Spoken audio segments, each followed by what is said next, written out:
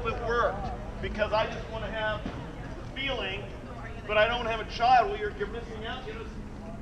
You're not having the hot fudge and cherry on your vanilla ice cream, for my analogy.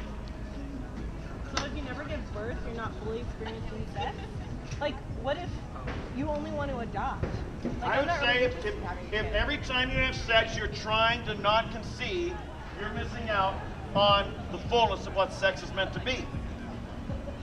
I'm not calling it a sin, but I'm saying you're missing out. There's something far more than just having a tingle. All right? Something far more than your family. Okay, you said that if you're not married, you should be on birth control. Yeah, if you're not married, you should use birth control. So you're saying it's like okay to have premarital sex? No! Okay, then why would you say that? No, if you're not married, the birth control I recommend is an oral contraceptive. That is, you learn to just say no. All right, you just don't have it. It's really old-fashioned, weird, strange idea. That is that you abstain until the honeymoon. It's real. I know some of you can't even hardly fathom that. You say, don't they have to try one another out before you get married?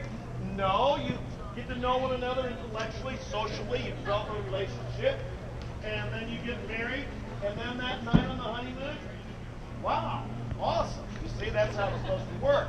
Instead of saying, well, this is just another time, we've done this before. How does marriage, like, if I marry someone, I don't necessarily get divorced, but if I have a commitment with someone, why does it have to be marriage? Well, actually, see, that's the thing. If you get married, it shouldn't be easy to get a divorce. So you don't believe in divorce? Well, divorce happens.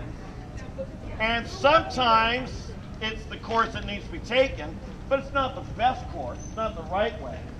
When you get married, it ought to be with the idea we're going to do this for the rest of our life. And that's the plan, and that's the hope. And you work through the troubled times. You work through the disagreements. When I got married, I told my wife, she told me, that we would be together for better or worse, sickness and health, rich or poor, until death shall we part. And of course, we added in, or until Jesus Christ returns for us. Okay? And we were, of course, hoping for better health and riches. When we said that, everybody wants that. We want it to be good. We want to be healthy. We want to be rich. But I found, and we've had some of that in our life, but we've also had worse, sickness, poverty. Can I be honest? I enjoyed the better, richer, and health more, but I found that working through the sickness and the worse and the poverty is what deepened our love for one another. It was difficult. It was hard, but the roots of love went deeper, and we became more inseparable. Many people, when they face that, they separate. They divorce. And that's the opportunity they have to work through their challenges and the roots of love to grow deeper, deeper, deeper. But because they're not committed, they walk away from it. They look for an easy out. We even have no fault divorce. You know, it used to be, when I was young, if you wanted a divorce, you had to prove your partner cheated on you sexually. And now it's just, we don't like one another anymore. We got irreconcilable differences. We can't get over it. All right, make it quick, divide the property, figure out where the kids are going to be and what stays, and go pursue your own life. And it leaves a lot of damage on the quick. It leaves a lot of damage. And to be honest, in our country, it's one of the big judgments of God. We don't know how to live with one another anymore. We fall in love with people, and we don't know how to live with them. You know, and that's bad. Is that any, like, why does having a marriage license or having someone say that you are legally married make any difference? If I say I'm giving myself to you and we don't have any marriage, I don't have a ring on my finger, but I'm saying you will be my significant other, I will only be with you, isn't that good enough? Well, what's your name? Sam.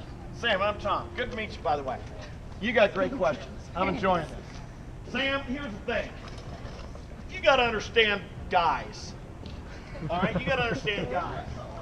Guys, a lot of guys will say anything to get you in bed. All right? If they want to say, hey, I love you, and that'll get you in bed, they'll say it. If they say I have to pay for dinner, they'll pay for dinner because they want to get you in bed. I mean, that's the way a lot of these guys are. You know? I mean, come on. Look at the girls saying, oh no, they're not like that. Come on, girls, wise up. A lot of guys want to do that. And if you simply said, oh, you really love me? Yes. Okay. Get me a ring and a date. They'll say, I don't love you that much. I'll find another girl. I'll go find another one. Trust me. And a lot of girls know that. You know, if you raise the standard of the guy, you just go find some other girl. So you go down easier than you would feel really wanting to. And can I tell you, girls, you sisters need to stand together. You need to raise the standards a little bit. You need to say stuff like, well, here's some suggestions. I will not, if all you girls together said stuff like, I won't have sex, I won't date a guy who's a porno freak, you know, then these guys, they'd stop looking at the porn. At least they'd sneak around. They wouldn't do it publicly. If you'd say, I'm not going to have sex till you marry me, well, these guys would start growing up. They'd start proposing. They'd stop living in mom's basement till they're 30 years old playing video games. They'd start becoming real men. See? These things would happen. But because you girls make it so easy, they don't grow up. Well, I'm not going to blame you girls. I blame the guys. But I'll tell you this.